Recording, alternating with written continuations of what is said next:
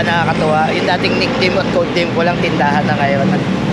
Nasa Google Map na isa na siyang ganap na location or landmark. O, diba? So sa mga lagi pupunta rito, alam nyo na yung mga senaryo na nakikita nyo rito. At sa mga hindi pa pupunta, ito yung pwede nyo makita rito. Ito yung tsura ng lounge natin sa taas. Hindi ko una nyo makikita rito. Tsaka anong nickname mo dito?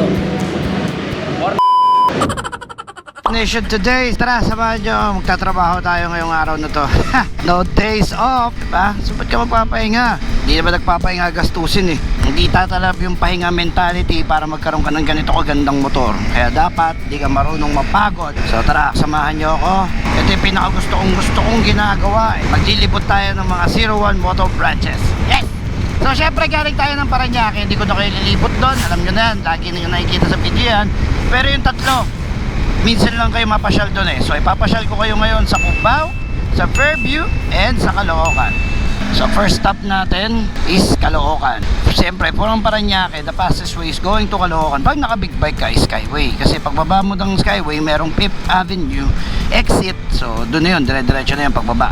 Pagdating ang 5th Avenue, ang shop naman na, yung store naman natin doon is corner 8th Ave and JP Rizal Avenue. So 5th and going to 8th Ave, malapit na yan, tatlong kanto na lang. So Boss Arch, ba't nagtatanong kayo, ba't di pa kayo nag 10th Ave? But 8th Avenue lang. Well, kasi nung panahon na naghanap kami ng pwesto, walang available sa 10th Ave. Kaya nagano na lang kami, nag 8th Avenue na lang kami. Tsaka sino ba namang motorcycle shop owners ang ay pumwesto sa 10th Avenue, diba? Yan yung pangalawa nating branch na binuksan after Caloocan. So nagtatanong kayo po, Sarge, kailan nga po ba? After ilang years bago nagbukas yung second branch ninyo? Well, after 2 years, nagbukas na po yung second branch namin. So ngayon, punta tayo doon. Check natin ngayon kung anong meron ngayon doon. Expecting tayo na maraming tao dahil pag weekend, talagang malaya lahat para magpagawa. So tara, samahan nyo ako. Tingnan natin anong meron. Tapos pagdating doon, pasyal ko na rin kayo just in case na gusto nyo uling mag-shopping at wala kayong idea anong meron doon, panoorin nyo to. So dito yung exit natin ha, from Skyway Parañaque going to Caloocan. Ito na exit. So ito na, Caloocan na agad. Ang bilis, diba? Tayong salamat talaga sa Skyway eh. Magastos lang. Pero nakita nyo naman, no? 15 minutes. So maganda naman dito sa Caloocan, tagus-tagusan ang mga kalsada rito. So hindi ka madaling maligaw.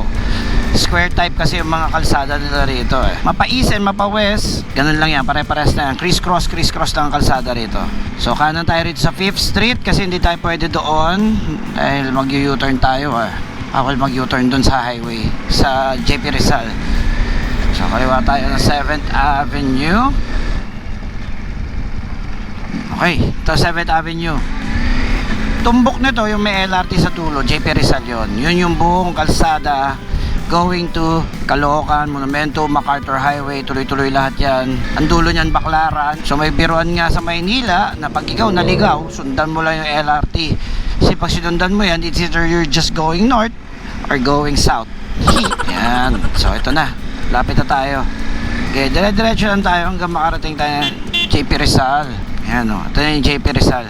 Ayan ha, tuturuan ko kayo ng technique dito sa Caloocan. Pag pupunta po kayo rito, bawal ho mag-U-turn basta-basta sa island na yan.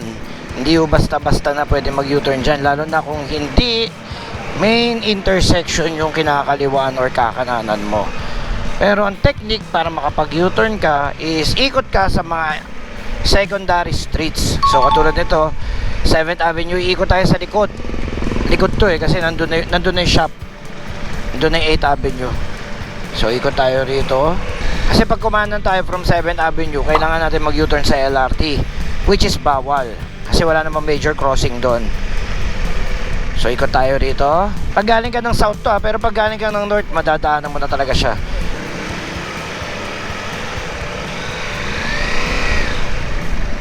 So ito 8th Avenue to. Umikot tayo, 'di ba? Nakita niyo 7th going to 8th palikod para makaikot tayo dito sa Main Street.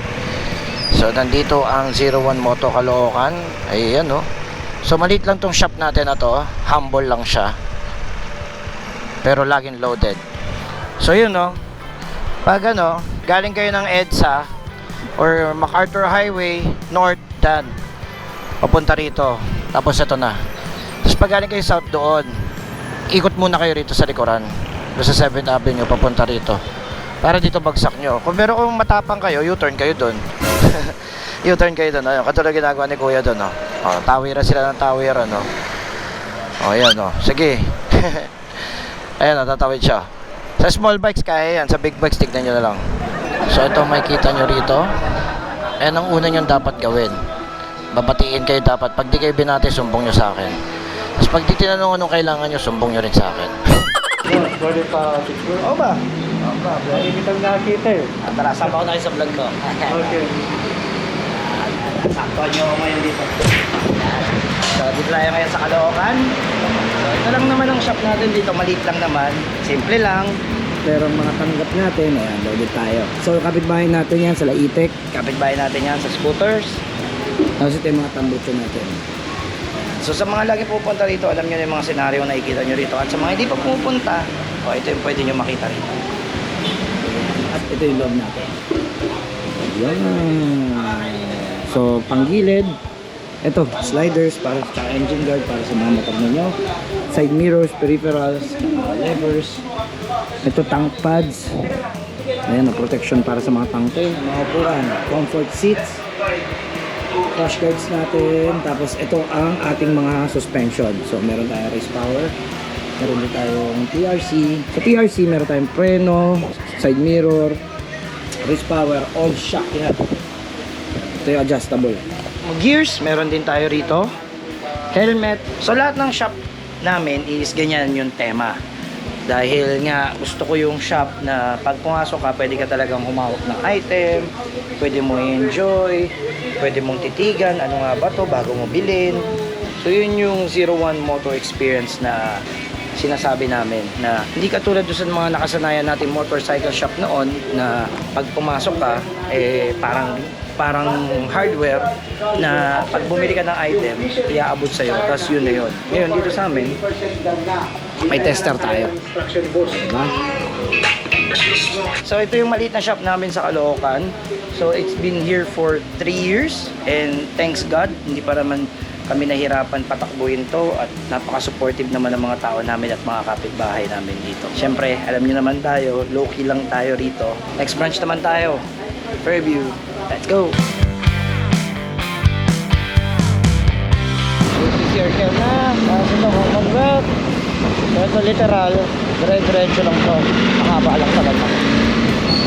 Yee! So dito nakakanan tayo rito sa Regalado Avenue.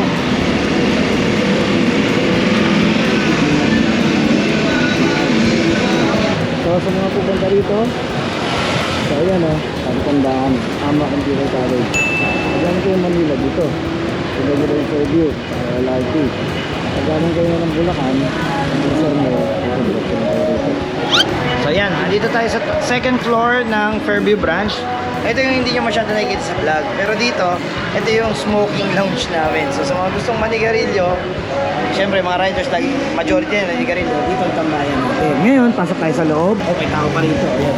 Sticker niya nung opening dito, si Master Pogi. Ito yung tsura ng lounge natin sa taas. So pagpasok mo, ito yung hagdan. Ito yung pinakapahingahan, tsaka TV. Wala lang tao ngayon, kaya relax muna tayo rito. Ito rin yung mga accessories pag gusto nyo maglibot. Ito yung mga helmet natin. Ito rin yung mga exhaust. Ito, billing jerseys pala to. Okay, salamin tayo dito para pag nagsukat kayo. Malaki yung pinagkaiba niya sa Caloocan branch. Mas tahimik dito, mas relax. Sa Caloocan branch kasi medyo tense ang mga tao at medyo tight. Diba? Dito maluwag. Walang problema rito. Happy lahat dito. At pag akyat nyo, at wala kayong nakitang tao, laging may tao doon. Nandun sa counter. Ayan, yung kahera namin, ayan, si Jeline, kaway kaya. Ayan, so pag may kailangan kayo, pasok kayo, huwag kayong matakot, kala nyo walang tao, busy lang siya. Ayan, nandyan lang yan. Tapos kung naka-follow kayo dun sa Fairview page namin, siya yung nakikita nyo dun na nagmo-model. So siya po yun. Si Miss Jeline, so siya ang kahera namin. Sa baba tayo, pakita ko sa inyo yung mga mekaniko natin sa baba. Ngayon, meron tayong 4 working days. Ngayon, tahimik tayo ngayon, lunchtime. So, ito, waiting area rin to pag gusto nyong manood dun sa ginagawa nyong motor. Pero pag nainitan kayo, doon kayo sa taas. Na pagpasok nyo, sila una nyo makikita. Ito si Boy Ambush. Yan, gawin ka naman to. Siyang mekaniko una yung makikita rito. Tsaka si... Berting boss. Si Berting. Berting. Ito pala si Bert. Si Berting. So sila yung mga makikita yung mekaniko rito. Ilan kayo usually dito? Dalawa lang po. Pag nagtatatlo, Ano boss, magre-relief lang yung isa pag tayo. dalawa lang. Kinakaya nyo naman yung dalawa rito. Ilang motor yung napupuno dito? Ilan ang kaya rito? Dito tapos may tatlo pa dito. Tatlo rito, tapos 7 doon. O, mga 10 motor. Yung 7, nakapila. Anong majority ng gawa natin dito? Maintenance ba? Halo-halo rin po eh. Maintenance. Gulong. Gulong yan. Malakas na. Usually malakas na po. As tayo sa gulong dito eh. Ayan o, puro Michelin. Ikaw boy, anong usually gawa natin dito? Pareho sa akin po napupunta mga maintenance na ano? Maintenance scooter. Ito yung CX-4RR natin, tahimik lang. Ano na bang bago dito? Wala pa naman, naka-Michelin tires pa rin. Fender Eliminator. Ay, nakakamiss mag-sports bike. So, naalala nyo yung opening na malupet? Yung Subaru yung buong regalado? Dito nangyari yun. Pakita ko sa inyo para. Dami!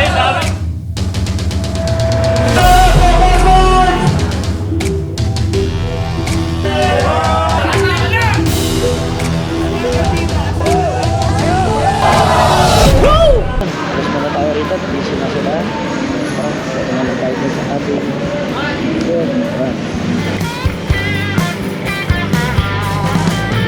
ayan, dito na tayo sa Cubao. Doon lang banda yung shop na natin malapit. Ito yung Aurora Boulevard. At kung mapapansin nyo, meron naman tulay. Pansin nyo lahat ng shop namin dito. So yun mga C1 Nation, no? Medyo nalobat tayo. Anyways, nandito tayo sa ating branch sa 01 Moto Cubao. Ayan o. Diba nakakatuwa? Yung dating nickname at code name ko lang tindahan na ngayon. Nasa Google Map na isa na siyang ganap na location or landmark. O, diba? Ito ang Aurora Boulevard. So, ito yung tinatawag namin southbound lane. So, southbound lane, nakikita nyo kami. Ayan yung northbound lane. So, pinaka landmark na kayo ibigay sa inyo is itong Flying B. Ayun, may Flying B doon. Tapos kitang-kita nyo naman dito yung aqua namin. Kasi itong race power na dilaw. So, ayan ang makikita nyo rito. Boss, ingat po. Ayan. Oh, naka-vlog ako. Ayan. So, ayan si Sir, naka-R3 and GP2. Alis na sila. Happy na yan. So, ito.